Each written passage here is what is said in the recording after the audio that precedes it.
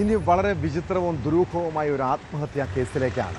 Software എഞ്ചിനീയറായ യുവതി ഹൈദരാബാദിലെ ക്ഷേത്രത്തിനോട് ചേർന്ന കുളത്തിൽ ചാടി ജീവനൊടുക്കിയ സംഭവം ഏറെ ഞെട്ടിപ്പിക്കുന്നതാണ്.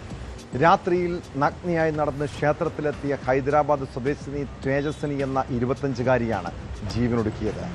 മുങ്ങി മരിക്കുന്നതിന് തൊട്ട് മുൻപ് യുവതി കൈയിലെന്തിയെന്ന് പറയപ്പെടുന്ന ക്ഷേത്രത്തിലെ ദേവി വിഗ്രഹം കണ്ടെത്താനായി പോലീസ് കുളത്തിൽ തിരച്ചിൽ തുടരുകയാണ്.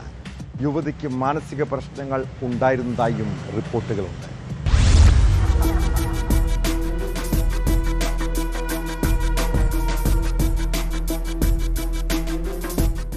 പോലീസ് നൽകുന്ന വിവരങ്ങൾ പ്രകാരം വെള്ളിയാഴ്ച തേജസ്വിനിയും അമ്മയും കൂടി വീട് വാങ്ങുന്നതുമായി ബന്ധപ്പെട്ട് ഹൈദരാബാദിലെ മിയാപൂരിലെത്തിയിരുന്നു. തിരികെ വീട്ടിലെത്തിയ ഇവർ വെവ്വേറെ മുറികളിൽ ഉറങ്ങാനായി പോയി. തുടർന്ന് തേജസ്വിനി രാത്രിയിൽ അമ്മയുടെ മുറി പുറത്തുനിന്ന് പൂട്ടിയ ശേഷം വിവസ്ത്രയായി അടുത്തുള്ള ക്ഷേത്രത്തിലെത്തുകയും അവിടെയുള്ള കുളത്തിൽ ചാടി ആത്മഹത്യ ചെയ്യുകയുമായിരുന്നു. ശനിയാഴ്ച രാവിലെയാണ് പോലീസ് വിവരമറിഞ്ഞ് സ്ഥലത്തെത്തിയത്. യുവതി ക്ഷേത്രത്തിലെത്തിയതിന്റെ CCTV ദൃശ്യങ്ങളടക്കം പുറത്തു വന്നിരുന്നു. യുവതി വിഗ്രഹവും എടുത്ത് കുളത്തിലേക്ക് പോയെന്നാണ് കരുതുന്നത്. കുളത്തിൽ വിഗ്രഹത്തിനായി തെരച്ചിൽ നടത്തുന്നുണ്ട്.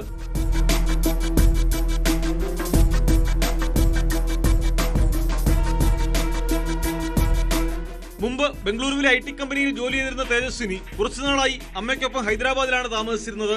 യുവതിയുടെ മാതാപിതാക്കൾ വിവാഹമോചിതരാണ്. വിചിത്രവും ദുരൂഹവുമായ വാദങ്ങളാണ് സംഭവവുമായി ബന്ധപ്പെട്ട് ഉയരുന്നത്. മരണത്തിനു മുമ്പ് യുവതി വസ്ത്രങ്ങൾ പൂർണ്ണമായും അഴിച്ചുമാറ്റി സമീപത്തെ ക്ഷേത്രത്തിൽ പ്രവേശിച്ച് അവിടെയുണ്ടായിരുന്ന ദേവി വിഗ്രഹം കൈക്കലാക്കി കുളത്തിലേക്ക് നടന്നുപോയി ചാടുകയായിരുന്നുവെന്നാണ് പ്രാഥമിക വിവരം. യുവതിയുടെ മൃതദേഹം കുളത്തിൽ നിന്ന് കണ്ടെത്തിയിരുന്നു. തേജസ്വിനിയുടെ മരണത്തിന് പിന്നിലെ കാരണം കണ്ടെത്താൻ പോലീസ് വിശദമായ അന്വേഷണമാണ് നടത്തുന്നത്. അമ്മ അരുണയെ പോലീസ് ചോദ്യം ചെയ്തു.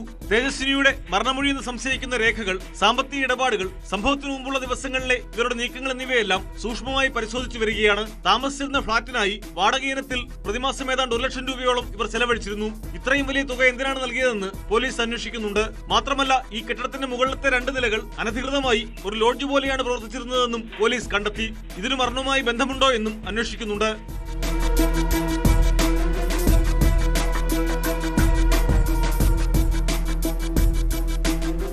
ന്യൂസ് 18 ഹൈദരാബാദ്. കൂടുതൽ വാർത്തകൾക്ക് news 18 Keralam YouTube channel subscribe ചെയ്യുക.